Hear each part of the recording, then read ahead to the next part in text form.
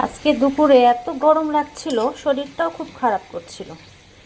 এর জন্য তেমন কিছুই রান্না করতে পারিনি। তাই সন্ধ্যার দিকে কলিজা রান্না করছি। দেখেন, হাজার কষ্ট হলেও আমরা গৃহিণীরা রান্না কিন্তু করেই থাকি। তারপরেও দেখেন, খেতে বসলে যদি একটু ভুল হয়, সে ভুলটাই মানুষের চোখে পড়বে। আর যদি ভালো হয়, সেটা কিন্তু নাম করতে অনেক দেরি হয়ে যায় তাদের।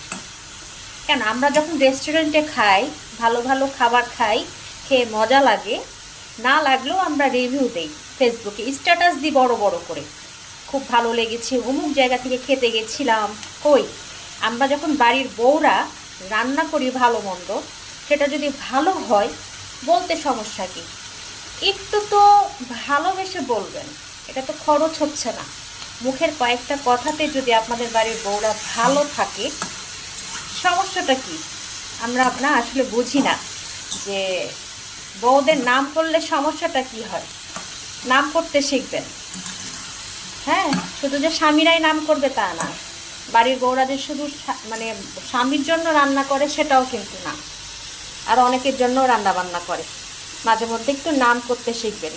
পারলে ফেসবুকে স্ট্যাটাস দিবেন বড় বড় করে, দেখবেন বাড়ির বউরা কিন্তু খুশি হয় আপনাদের জন্য, আরও অনেক কিছু দিবে। কিন্তু কি করব বলেন, আমরা যাদেরকে কলিজা ভুনা করে খাওয়াই, তারা হয়তো বা বিরিয়ানি পছন্দ করে, সেটা আমি জানি না। নাম করতে শিখেন, ভালো লাগবে, ভালোবাসবে।